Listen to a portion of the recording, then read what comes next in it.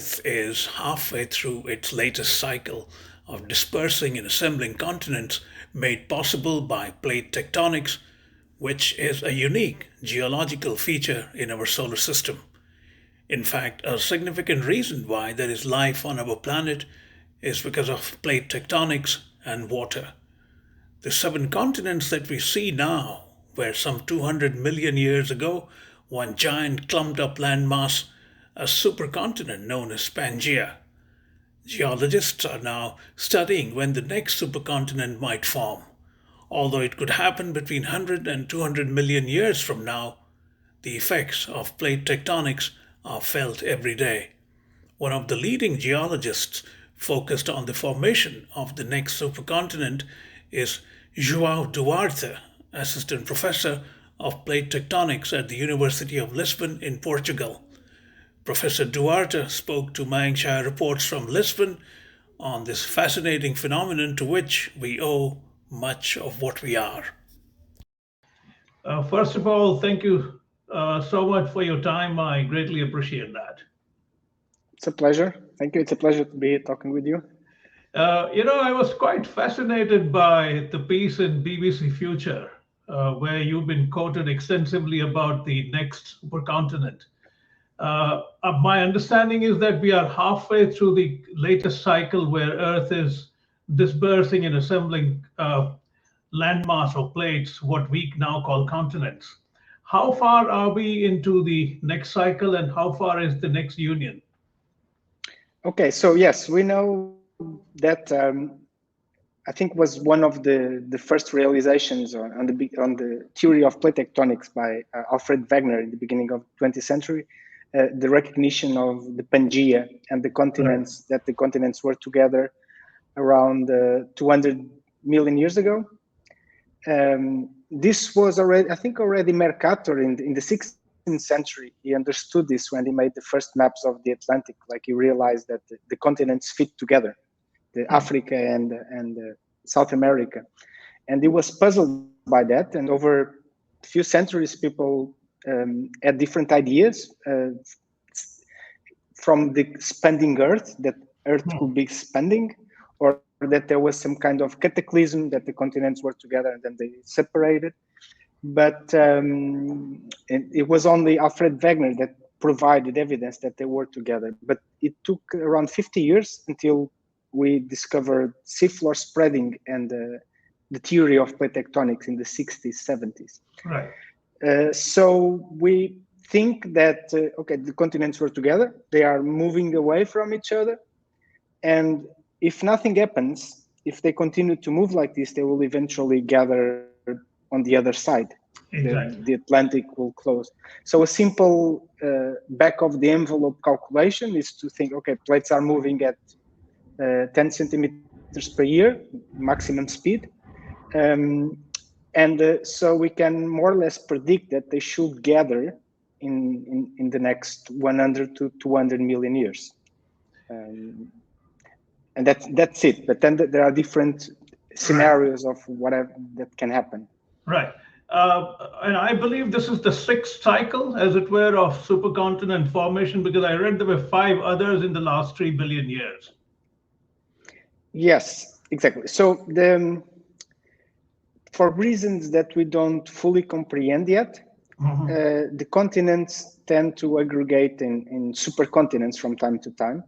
We don't know if this is just a statistical thing. If continents moving around, they eventually end up, if they move chaotically, they eventually end up gathering at a certain time intervals. But we are, of course, trying to understand if there is a geodynamic reason for that. We know for sure that Pangaea was there. There are very good evidence that before there was another supercontinent, there was Rodinia, about 1 billion years ago. Before that is there's a lot of discussion, debatable, but we have good evidence that may have been at least another 2, eventually 3 supercontinents. But we start to get in muddy waters because at that time Earth was probably a different planet. Plate tectonics was not very much exactly like we know it today. And so I would say that there were two big supercontinents that we have good evidence that may have been more in the past. I know plate tectonics do not operate even remotely on the human time scales, but since we are in the middle of the latest one, are there any even subtle discernible signs where we are headed? Yes, so that's that's what kind of triggers a lot of this discussion.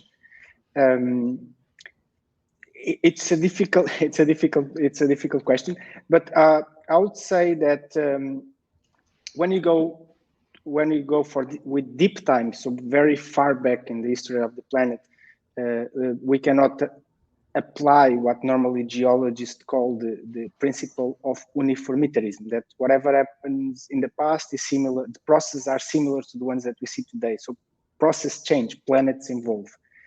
But plate tectonics operates at large scales. We normally use like the million years to, like we use hours for our life or days. Right. We normally, for this kind of process, we talk about million years. Though there are evidence of at short time scales, and I think the most obvious is, or the most understandable, is the earthquakes and the earthquake cycle. Right. What triggered a lot of this research was actually the fact that we had the big earthquake in Lisbon in 1755, which was the biggest earthquake in Europe and in the Atlantic. It triggered a ocean scale tsunami that killed people in the Caribbean, and this process are perceptible by man. And that earthquake didn't quite fit the theory of plate tectonics, so it was telling us that something was going on in the Atlantic. Right. And what we think is that actually the continents may not simply gather on the other side of the world, but that the Atlantic Ocean will also one day close. And this is because the oceans, we can see it from the perspective of the continents, but we can also see from the perspective of the oceans.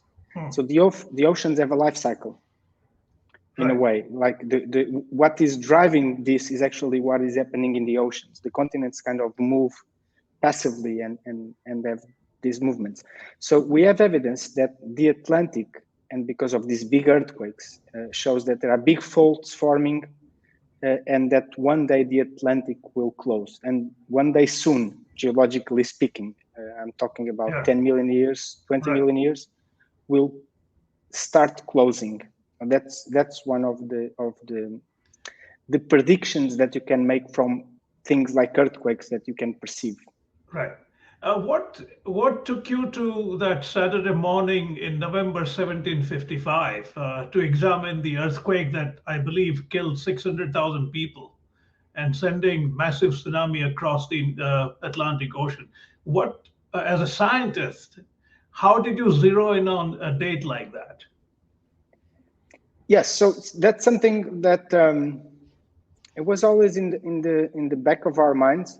There's a big discussion of how many people actually died, but it may not be more than 100,000.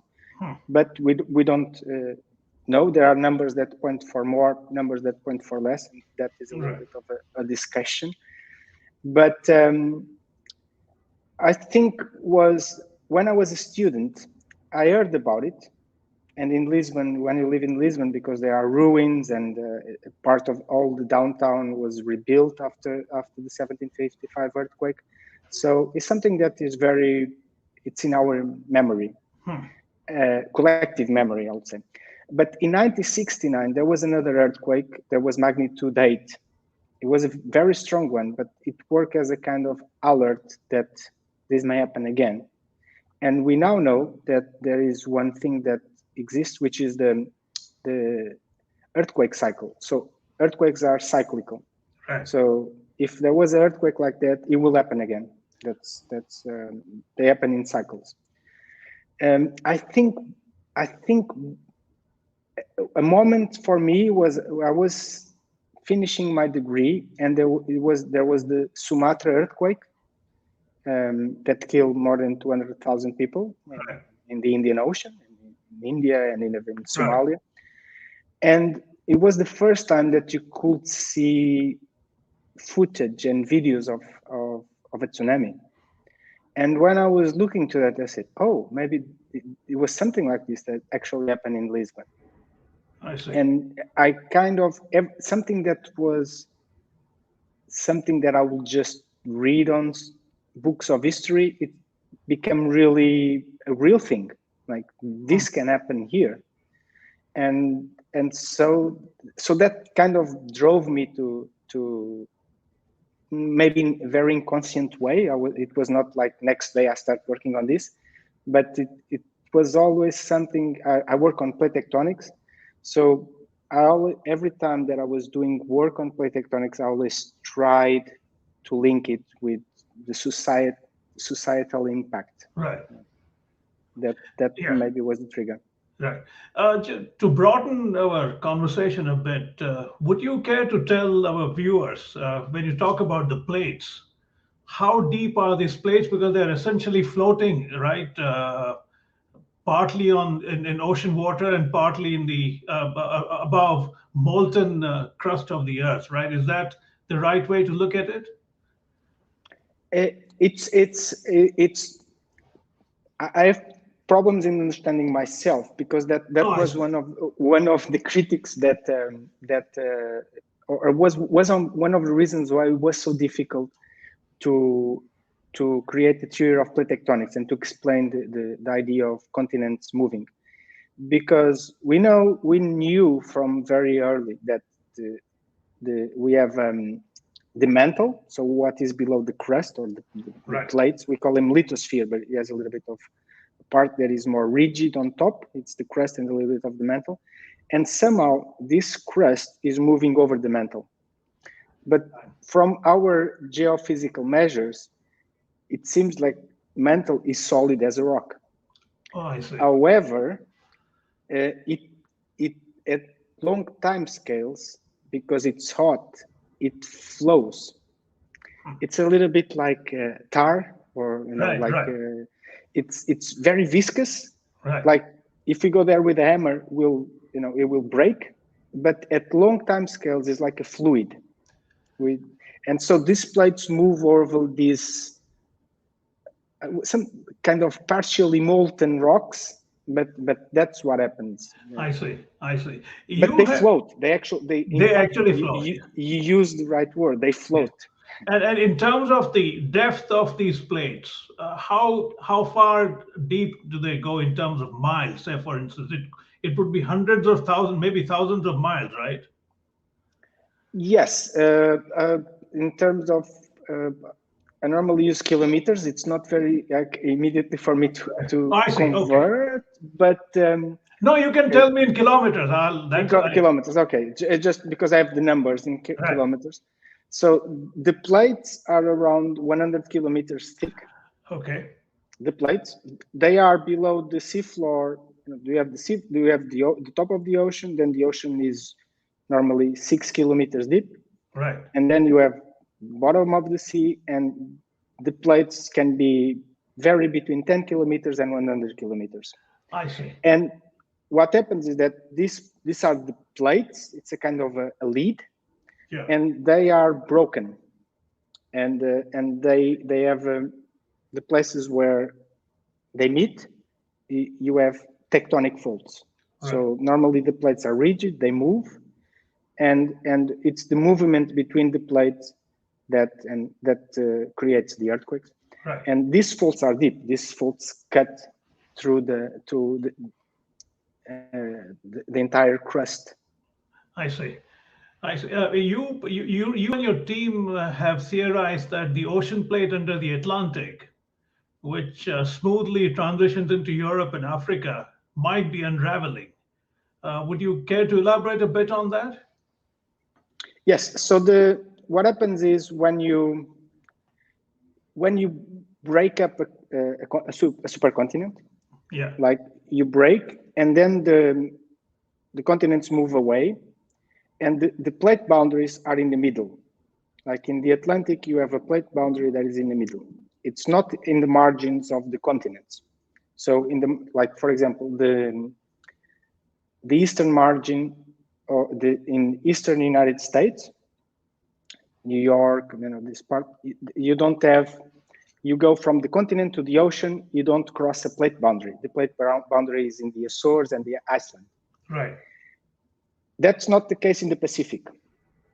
When you in the Pacific Ocean, the margins of the continents correspond to plate boundaries. We call this the Ring of Fire. You may have heard, like it goes Yes, through Japan, indeed. and Japan, New Zealand, and goes through the North America, and then goes down to Mexico, the Andes, and so we call these margins active margins because the margins of the continents, they are active. Right. Pacific type. In the Atlantic, the margins are passive. Nothing happens in the margins of the continents, only in the center. For the ocean to start closing, you have to transform this passive margin into active margins. It's like, this is the continent, this is the ocean, they stick together. And then at a certain point they break and one starts to sink below the other. That's what's happening in Japan and in Chile, for example. And that's what we think is starting to happen in the Atlantic. I see. And this is this would be subduction, right? Exactly. That's the process of one plate sinking below the other. It's the process of subduction. You know, on a somewhat on a tangent, I used to travel frequently to the Himalayas, and at heights about 10,000 feet, even lower perhaps, you begin to see, it almost seems like there are some seashells, because Himalaya rose from the ocean 65 million years ago. Exactly. I think it was the Tethys Sea, right? The Tethys, exactly. Yeah. And I was quite struck by the fact that at that height, sometimes the mountains seem so fragile that you can almost crash them out. So I saw plate tectonics actually working in front of me. And as they say, the Everest and the mountains are still growing at the rate of one fingernail, the Himalayas. So it is quite a remarkable subject to talk about, and that's why I wanted to reach out to you. How do you, as a scientist, do you worry about things like, since plate tectonics do not operate on the human scales, time scales, how do you keep people interested in something which is so far out, 200 million years, 250 million years? Yeah. So one of the things that I use is that first, or maybe the most important thing, is that our planet has plate tectonics, and it's the only planet that we know that has plate tectonics, and it's the only planet that we know that has life and liquid water. So we think that plate tectonics is really important for a planet to be habitable. So this is a little bit of philosophical thing that moves. Everybody wants to understand why we are here. If there are life on other planets and this kind of things. But the other thing is that inside the plates, there's not much happening many times. Like a lot of the activity or geological activity occurs at these plate boundaries because there are a lot of energy available there. Right. And this is true for present, but it's true from the past as well. So, for example, mineral resources. Right. Most of mineral resources were formed in plate boundaries. They are being formed today, but most of them are under the ocean, but they formed in the past in these plate boundaries. So it's important for us to, if you want to understand where are the resources, they are where the past plate boundaries were. Right. Okay, right. So understanding this, it has an immediate impact for the geology on understanding mineral resources. Mountains, yeah, like I give another example of Himalaya because the formation of mountains is also related with the places where the plates are colliding, and the Himalaya is the perfect example. And mountains allow rain to form, right? And you have these big rivers in India and in China because you have these mountains. So we know that they also control climate change, past climate change. We are now, we talk a lot about climate these days, but we just have a very small period of observation. So if if you need to understand what's going on, you need to also understand how these systems work at a wider scale. Right. So in that sense, plate tectonics is like the background in which everything happens that maintains the planet active or alive. Otherwise, we'll be like Mars, just. It's something people don't immediately realize, that a lot of what we are is because of the way the plates have moved around for billions of years, 3 billion years now. Exactly. And even at small short scales, you see that the places where the mountains are, how the continents were. These were really, and even if you go to these 2-3 million years, there were like, give you example, like the closing of the Mediterranean Ocean and the opening the Mediterranean made, few million years back. It closed and opened. So there are even a few processes that still occur at these time scales that had impact in how we arrived here. Exactly. The very fact that we know that the Himalayas are growing at the rate of one fingernail, that means it's something that you can actually see in real life, the plate tectonics working in different ways. Yeah. And when you have the earthquakes, because the thing is, like, they move, they don't move continuously, they move like in jumps. Right. And sometimes the earthquake, sometimes when you have a big earthquake in the Himalaya, there are faults. Give you example, in Japan, the other big earthquake in 2011, the movement on the fault was 50 meters. Right. In one earthquake. So there were regions that were underwater, and after the earthquake were out of water. Yeah. No, that's amazing. Yeah. Just last couple of things. One is, do you ever wonder about how ill-shaped or badly shaped Earth might look like, drained of its oceans? Because it's the shape that you see, a great deal comes from the fact that there is ocean water. If there was no water, it would look like a pretty bad-looking rock, wouldn't it? Exactly. So water is the other thing, the other thing that makes our planet different. It will probably look more like Venus, and the surface of Venus was probably as Earth was many billion years ago. But Venus, some of my colleagues think that Venus had water in the past, and then it lost it. Yeah. And so if you take the water, will be a. But interestingly, is that water is very important for plate tectonics because it acts like as a lubricant. Right. It's interesting. Yeah.